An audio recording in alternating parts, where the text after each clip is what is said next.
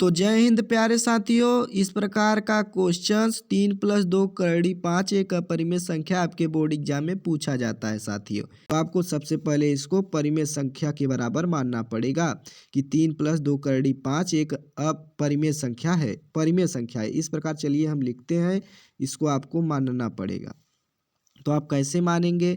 देखिए, माना इस प्रकार सबसे पहले स्टेप में लिखिए कि माना कि 3+2 करड़ी 5 एक क्या है? परिमेय संख्या, एक परिमेय संख्या है। परिमेय संख्या है क्या? परिमेय संख्या है। इस प्रकार मान लीजिए इस क्वेश्चंस को। अब चलिए हम मानते हैं 3+2 करड़ी 5 परिमेय संख्या को P/Q के रूप में लिखते हैं। तो इस प्रकार हमने लिख दिया P/Q के रूप में। तो अब लिखिए कि P/Q क्या है। अब यहाँ पर एक थोड़ा सा लिखिए कि जहाँ एक P और Q मतलब जहाँ P और बटा Q एक क्या है? पूर्णांक है। इस प्रकार लिख दीजिए, एक पूर्णांक है जहाँ Q नॉट इक्वल टू 0, यानी कि Q नॉट इक्वल टू 0 मतलब Q का मान 0 के बराबर नहीं है। इस प्रकार आप लिख दीजिए इतना। फिर उसके बाद में आपको अपरिमेय संख्या सिद्ध करना है, तो आपको सबसे पहले इस स्टेप को आप उतार लीजिए इस प्रकार इतना लिखने के बाद में। अब चलते हैं हम अगला स्टेप करते हैं। आपको क्या करना है? इसी प्रकार 3+2 करड़ी 5 बराबर P/Q इस प्रकार उतारिए। अब इसको 3 को उस साइड पंक्षांतर करिए। 2 करड़ी 5 इस साइड रहने दीजिए, P/Q जो कि प्लस में है तो इस साइड जाएगा माइनस में, हो जाएगा -3। अब क्या करेंगे? अब 2 को भी लाएंगे क्योंकि 2 मल्टीप्लाई में है, तो यहाँ पर √5 आप यहीं पर रहने दीजिए। 2 को क्या करिए? गुणा में है तो नीचे चला जाएगा, तो √5 और P/Q यानी कि 2Q हो जाएगा। ये गुणा में आ जाएगा इसके भी, और -3/2 इसके भी, यानी कि भाग में आ जाएगा। गुणा में है तो नीचे भाग में हो जाएगा दोनों को। अब देखिए, ए भी परिमेय संख्या है और तुम्हारा क्या है? एक परिमेय संख्या है। P/Q के रूप में लिखे जाने वाली संख्या को परिमेय संख्या कहते हैं। तो ए परिमेय संख्या है और तुम्हारा ए भी परिमेय संख्या है, दोनों परिमेय संख्या है।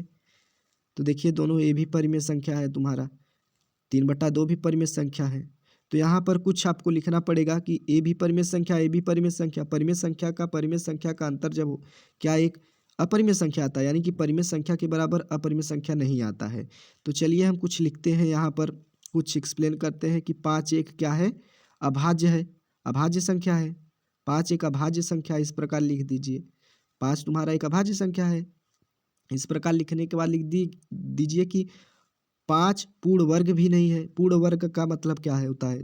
पूर्ण वर्ग नहीं है। पूर्ण वर्ग का मतलब एग्जैक्ट मान 5 का रूट का नहीं है। जैसे हम 4 को लिख सकते हैं 2 के पावर 2 और 9 को लिख सकते हैं 3 के पावर 2, लेकिन 5 को हम नहीं लिख सकते, इसलिए इसका पूर्ण वर्ग नहीं है प्यारे साथियों। तो ये क्या है? करड़ी 5 एक अपरिमेय संख्या है। अब इस प्रकार लिख दीजिए, करड़ी 5 एक अपरिमेय संख्या है। अब देखिए यहाँ पर एक स्टेप आप ये भी कर सकते हैं, ये क्या है? अपरिमेय, क्या? अपरिमेय।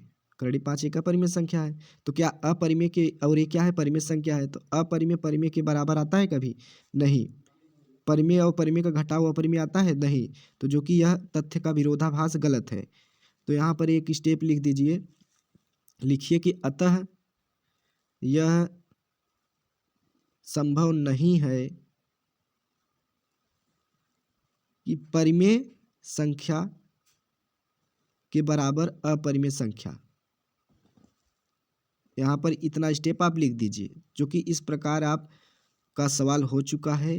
इस प्रकार आप पूरा स्टेप लिख दीजिए। एक स्टेप और थोड़ा लिख सकते हैं कि 3+2 करड़ी 5 यानी 3+2 करड़ी 5 एक क्या है? अपरिमेय संख्या, अपरिमेय संख्या है। तो नमस्कार प्यारे साथियों, इस प्रकार का क्वेश्चंस हो गया।